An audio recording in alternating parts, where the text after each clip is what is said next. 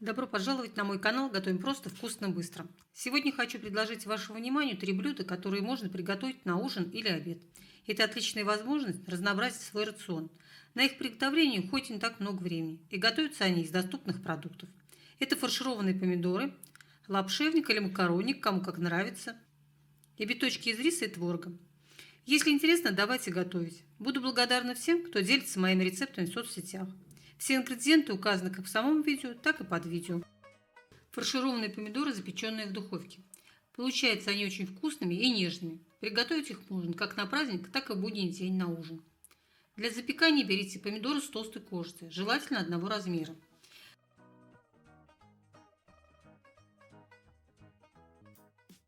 Прежде чем приступить к приготовлению, подготовим все продукты. У помидоров срежем плодоножку, ее не выбрасываем, она будет в качестве крышечки.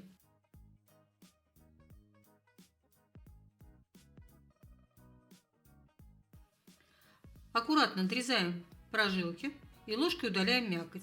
Ее мы не выбрасываем, она нам еще пригодится. Если помидоры неустойчивые, то подрежьте немного дно.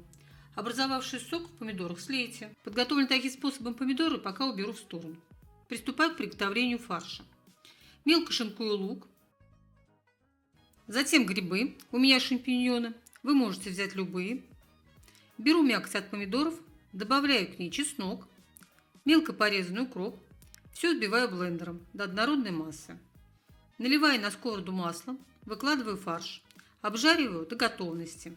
Затем добавляю лук, жарю его до полуготовности. Выкладываю грибы, подготовленную мякоть от помидоров, буквально 3 столовых ложечки. Так фарш будет более сочный.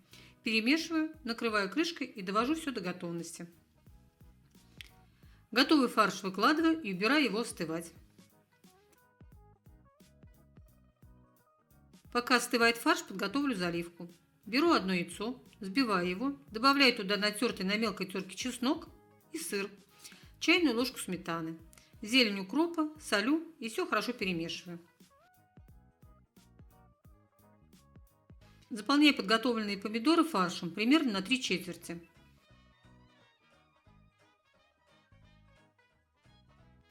Затем заливаю туда яичную смесь, накрываю крышечкой.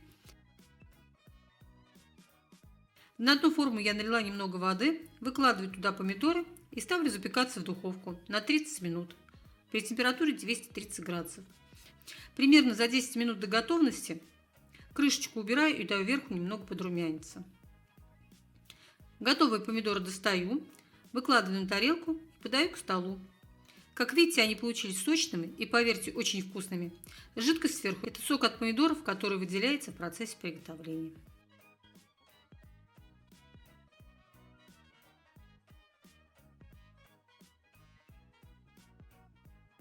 Следующим нашим блюдом будет макароник, или как его еще называют, лапшевник с мясом. Такое блюдо придется многим по вкусу и разнообразить рацион. Ингредиенты вы видите на экране. Давайте готовить. Первое, что я делаю, ставлю варить макароны. Пока они варятся, подготовлю фарш. Наливаю в сковороду масло, выкладываю фарш. Я беру куриный, вы можете взять любой, какой любите. Обжариваю его до полуготовности. Затем добавляю к нему мелко нашинкованный лук. Все солю, перчу. Добавляю буквально 2-3 столовых ложки воды или бульона. Накрываю крышкой и довожу фарш до готовности. Макароны сварились, воду с них слила. Выпускаю в них одно яйцо. Все хорошо перемешиваю. Беру форму, смазываю ее маслом. Выкладываю первый слой из макаронов. Все хорошо разравниваю. Затем кладу фарш. Затем снова выкладываю оставшиеся макароны. Сбрызгиваю все это сливочным маслом, смазываю сметаной, посыпаю сухарями, можно посыпать сыром.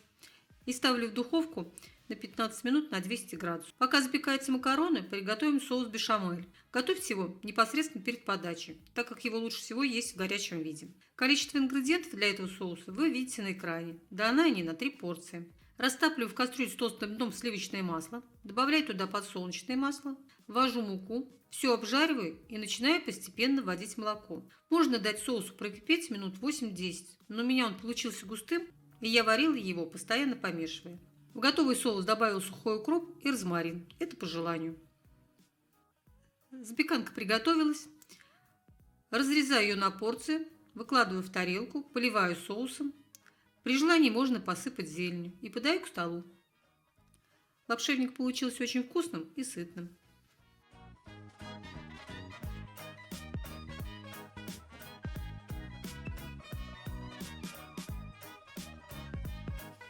Биточки рисово-творожные. Может, кому-то покажется немного необычным сочетание таких продуктов, но скажу сразу, получается очень вкусно. Отличный вариант, если от ужина остался отварной рис. Или просто сварить его. Желательно не рассыпчатый, а в виде вязкой каши. Приготовить их можно как на завтрак, так и на ужин. На их приготовление идет не более 5-10 минут. На ужин их можно приготовить в качестве гарнира к мясу или как самостоятельное блюдо с любым овощным салатом, а можно и без него. Количество ингредиентов вы видите на экране. Беру готовый рис, добавляю к нему творог, все перемешиваю, добавляю зубчик чеснока, я его натираю на мелкой терке, мне так больше нравится, зелень укропа, при необходимости солю, перчу, все перемешиваю. Яйца добавлять не надо, клейковины достаточно той, что дает рис. Отдельно натираю на мелкой терке сыр, это будет начинка. Беру немного фарша, руки предварительно смочила в воде, скатываю шарик, затем делаю вот такую лепешку, кладу на середку немного сыра, защипляю ее и придаю ей форму биточка. Обваливаю в сухарях.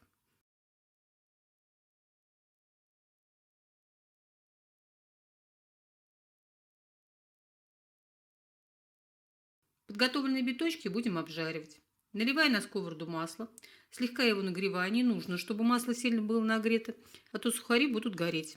Выкладываю биточки в сковороду и обжариваю их с обеих сторон до золотистого цвета. На это уходит не более 1 минуты. Биточки готовы. Выкладываю в тарелку, поливаю сметаной и посыпаю зеленью. Получились они очень вкусными, у них легкий запах чеснока, хрустящая корочка, а внутри расплавленный сыр. Думаю, что многим они придутся по вкусу. Как я уже сказала выше, подать их можно как самостоятельное блюдо или как гарнир к мясу, или приготовить к ним овощной салат.